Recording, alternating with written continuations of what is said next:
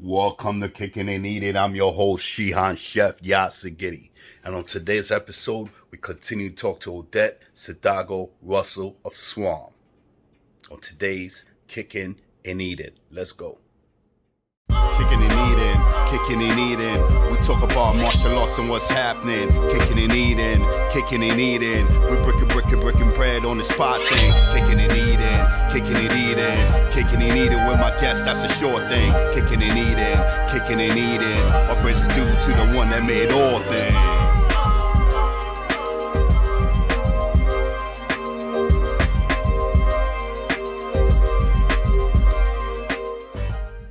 Well, tell us about going to LA Stevenson High School, and were you interested in academics or sports? What was it like? No. Oh boy. I was from the Boogie Down Bronx, and it was the start of hip hop, and every weekend they had block parties. And we would go to the block parties and listen to the DJ. I was still, we would travel on the train, and we were fearless. And this was during the 70s, and I'm sure there were more perverts because I was growing, and then were hitting on me. And I was like, oh, not really. But I was also, friends were like priority to me, my girlfriends and how I looked and attracting guys, trying to attract this amazing guy that, and I dated here and there, but I was still very particular. I did like experiment a lot with drugs. I was a problem child, my poor mom. My mom being a first generation immigrant, she, focused on, she was a little lonely where she didn't have a lot of friends. Mm-hmm. She didn't go out a lot. And so I didn't see her life like I should have respected it, like I should have. Yeah. I did get high. When I say get high, it wasn't hard stuff. It definitely wasn't meth or heroin. It was, reefer. Yeah. I was smoking cigarettes. I could tell you it was Newport. You're smoking the yard thing, the yard stick. They call it, Jamaicans call it yard stick. Oh, Newport was yardstick, really? Nah, you said a little weed, so Yeah. Yeah, and I remember like the brand was like Acapulco Gold or Chunky Black, or you had these variations and Panama Red and all that stuff. These names they come up with. These names. They come up with these names. Well, that was, I mean, I don't even know what they're doing now.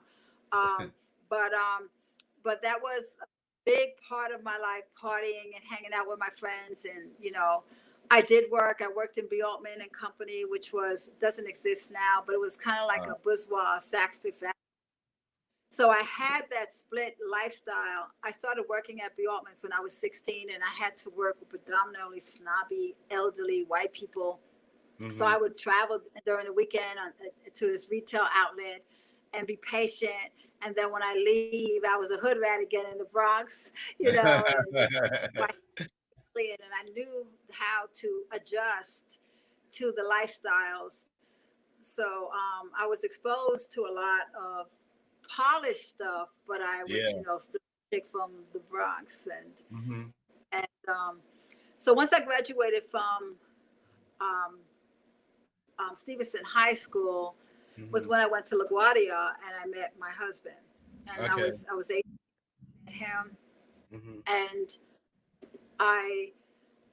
I think in my senior year, I realized that I needed to buckle down more. I didn't pay attention in school. I didn't have the best of education. Right. I had teachers, some of them who I guess cared, but some who didn't. They didn't care for those who didn't care. Yeah. And they pushed us so much, and they focused on those who did. And I was unfortunately one of those who didn't care. I was like, I remember actually I threatened a teacher to give me an A, and she did, and that was really bad. And please forgive me, but that teacher, I remember I was very popular in high school. I remember wanting the popularity so badly, and when I got it, I didn't want it. Oh, I didn't wow. like it. Like everybody knowing who I was and knowing everything about me, or Oh, thinking they knew everything, or assumed they knew everything about me. And people walk up at me and say hi to me, and I didn't know who they were. And it's like, be careful what you ask for. That was yeah. my I was lesson. about to say the same thing. Be careful what you Sometimes ask be for. careful. Be careful for that. Yeah, and just certain things is, people. I wasn't really a victim to horrible rumors. I think high school was a great time for me, but I couldn't wait to get out of it. I outgrew it very quickly. I started Mm, dating a guy who was a lot older than me when I was in my senior year. He was in his early 20s, and I was probably 17. uh, And but he said to me, "You need to get good grades, and you need to," and that really grew me up. That was mm, like, really? Why do I need to? What am I going to do with that? What because I'm from the street. I don't need this. I can survive. And I remember selling weed at junior high school to wow. friends. So I wasn't like a pure hood rat, but I dipped and dabbed in things. Yeah. Um, Kill anybody. I never got raped. And I'm just gonna put it out there. I never and I know that I was from an era that you needed street credit, Yeah. and stuff like that. You don't have no street credit. And I'm like, I'm glad I don't have street credit. I'll tell you right there. I'm so glad I don't have street credit. I'm glad I don't have someone's death on my soul. You don't realize that you're going to pay that price later on. This is Uh, not something that's just go away. You yeah. have to face Definitely. it later on. And so that's, when you're in the street, you're not thinking because you're so engulfed with the noise of survival that you Yes. don't Yeah. realize you lose who you are and the quality of Yeah. who you are. And so once I got into LaGuardia, I wasn't dating that guy anymore. I started meeting my husband, and him being 11 years older than me. So Wow. here I am 18, he's 29, you know, and as far as I was concerned, we were a perfect match, you know. So tell me And this. Tell me this. You go to LaGuardia. What was the styles back then? Was it Lottos? Was it Lee's? Was it gold chains? Because it was the whole hip hop era. Was it yeah, still to Adidas? yeah. But when I started going to LaGuardia, I started dressing up. I Uh mean, I was like, oh. I worked in Altman's, so I had access to some of the clothes that a lot of people didn't have access Yeah. to. And I wasn't in high school where I was wearing Lee's and combat boots, and on Fridays I would have a handful of bracelets in case I got into a All fight. right. I don't know why I was Mm. thinking I was always going to get into a fight on Friday. This is in high school though, not in college. In college, I literally transformed because LaGuardia is in Queens, so I was getting out of the Bronx. Um, I wasn't I wasn't dealing with the people around the neighborhood as much. So the only Mm. time you seen me once I graduated from high school was heading to the subway or heading to what we call a gypsy cab. A gypsy cab were those cars, and this is tell you, boy, we really took chances. We would like jump into a car and assume it was going to take us to the nearest subway station, and we just pay it like a token, like what you Hmm. pay the bus. And you just knew, you had that instinct. You knew it was a gypsy cab. They just had a look about them, but they could have been like a lot of predators, and it was just crazy. And Yeah. and you were just fearless. You had to be, because any sign of fear was a sign of weakness, and you'd be eaten alive by anybody, Oh, including friends. yes. Um, Yes. yeah. Yeah. Tell us about having your first son, Kiyomba. Okay. If I can go Yep. back, it's All right. okay, because in high Definitely. school, Definitely. this is an important part, um, a part of my life that kind of structured me and my mindset was me being stalked by a local drug dealer. And he wasn't a big time drug dealer. But so I was about 14, I think, when he approached me, and he might have been about 22. Wow. And I knew from that was like the creepiest thing, this grown ass man coming on to me. And I, for some reason, at 14, you know, you're like, oh man, I got it like that. I got some man hitting on me. But even I remember I would have been like that with anybody but him. I knew this was like, ugh, why are you even talking to me? Why do you think you can, you know, come on, you a grown ass man. That's creepy. And that was my response to him, like, hey, how you doing? Like, why would you even talk to me? I'm a kid, you know, and I wasn't rude, but I was direct. Yes. I was just very cautious also. Huh? Yeah, but I was very just cautious. But why would you think it's okay for you to talk to me? Yeah. You know, like that was common sense, like duh, you know. Yeah. And I think the more I pushed him away, the more he became attracted to that. And over the years, he would find my number. He knew what building he monitored me. He watched me, and he stalked me for 4 years.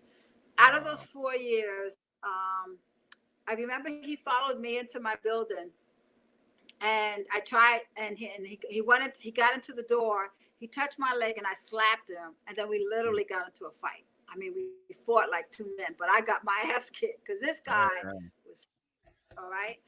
And what stopped him from hitting me was a woman coming in the building. And so he left, but apparently I gave him a black eye. He gave me a black eye too, but I gave him a black eye. So because I gave him a black eye, he started looking for kids around in my building and saying that they jumped him because of me. And he started beating them up. So nobody in my building liked me because I got them ended up by this guy, even though I didn't do it purposely. Yeah.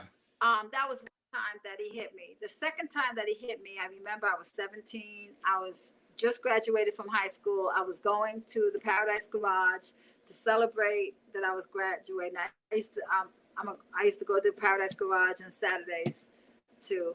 And I would take the train by myself. And I mean, this is like, we're talking 11 o'clock at night, you know, it's like ruthless, stupid stuff. But that's some late night right there.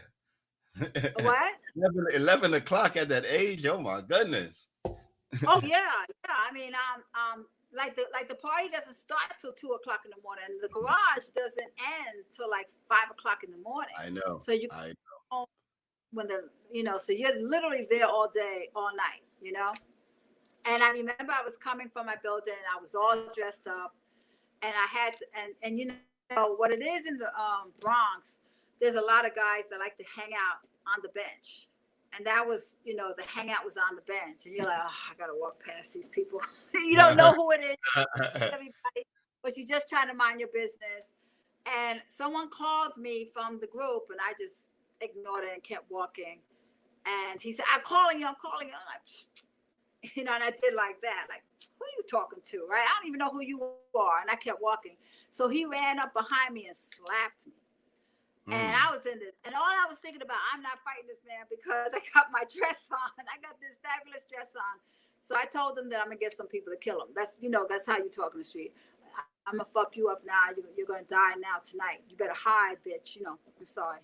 Did you ever tell your dad about this? So that was the time. Yeah, my family knew, and it was crazy because there was a street code that you don't go to the police. You just deal with it yourself. Yeah. And I had guys who came to me and said, if you sleep with me, I'll beat him up for you. And I wasn't going to do that. Yeah, so definitely. I had to deal with him. And then there was a situation where I did have a boyfriend one time, and he beat up the boyfriend, you know? So he was like, he literally turned. And one incident, at that time, second time that he hit me, I did get my dad, and my dad got some friends, and we went looking for him, and of course he would disappear like he always do. At one other time, he would walk up on me, you know, like I'm heading home from school, or I'm going. He would call my house when I would come home from school, tell me he didn't like what I had on, because he's out there watching me leave the bus.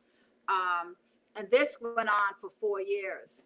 One time he told me he was going to pay a crackhead $5 to pour lye on my face.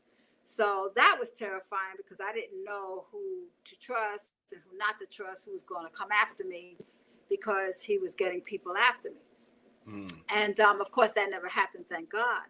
Yeah. But the reason why I brought that up was because I thought this man ruined my teenage years.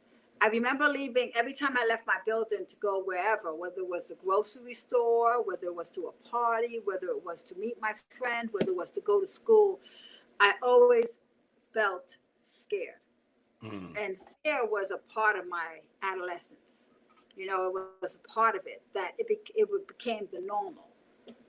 You know, that I remember even one time I snuck out my father's gun, you know, out the house, you know, and said, you know, if you come near me, I'm gonna have to shoot him, you know.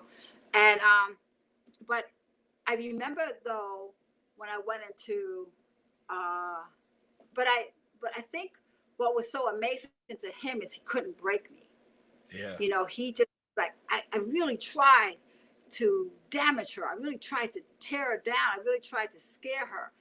And every time he approached me, I was like, what do you want? You know, I was like, you know, like I never gave him that satisfaction to let him know that he scared me. Never. Yeah. And I never let my friends know.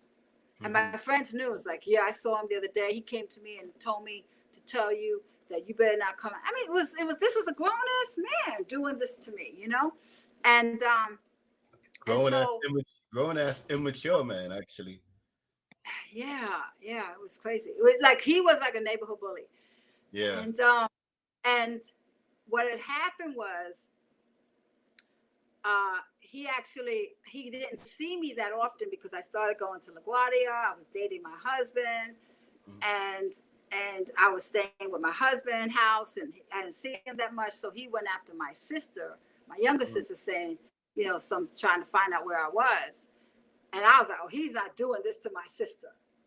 And so I told my husband about it, but it wasn't because I wasn't around the neighborhood. But when he approached my sister, I said, you know, so my husband and I drove out there, and we drove in front of his building, and he was right outside. And I was like, perfect, this is perfect, right? That tells me stay in the car. What? 4 years of terror, and you're going to tell me to stay in the car? No, I want to go outside. I want to see you beat his ass. I want to see, you know, this is the moment. And so he said, get in the car. He said, stay in the car. He went out. And Mel, the guy already saw me in the car. So when he saw my husband, at the time was my boyfriend, get out the car, he knew it was about me. And as soon as my husband got out the car and walked over to him, I jumped out the car and went over to the friends who was hanging out with the guy, because they all knew me and they hadn't seen me in a while. I said, hey, I haven't seen you, what's up? And they called me Pat at the time. Pat, it's so good to see you. Da, da, da. But I had to make sure they knew that who this man was dealing with him had to deal with me. They didn't need to jump him. You know, that was like, yo, so I was trying to distract them, but they knew, they wanted to see what my man was going to do to him, right? So, and they weren't going to intervene because I knew that they didn't like the way he treated me, but they couldn't intervene because they were afraid of him as well. Yeah. So, but they were like, oh my God, we're going to see him get, you know, what he wants to get. And you got to understand, my husband is a martial arts icon. And at that time, my husband was peak in his fighting time. So he had, you know, he just wreaked terror. You know what I'm saying? And I don't know what he said to him, but I know he did all the talking. And so it was like, at that point, I was pissed off, you know, because I'm still, you know, 18 years old hood rat. And I'm like, yeah. And so I ran over to them and and I don't even love you. And this is who I love.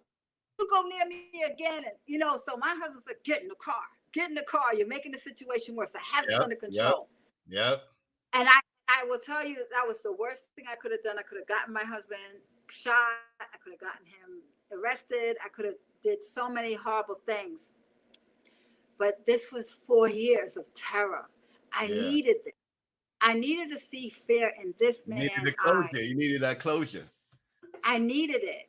And so, but the thing though, the reason why I brought up all this, and I know this was important, was because that I thought while I was going through it was the worst part of my time, of my life. Even to this day, I've never felt fear like I felt as an adolescent dealing with this crazy man.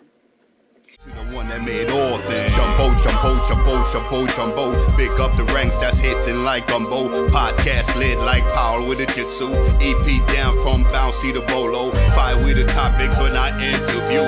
Itty to gritty like sharp as Ginsu. Each one teach one, then we continue. Build and destroy all negative around you. Spilling all the beans so we could grow and feed you. Like and subscribe so we could later hit you.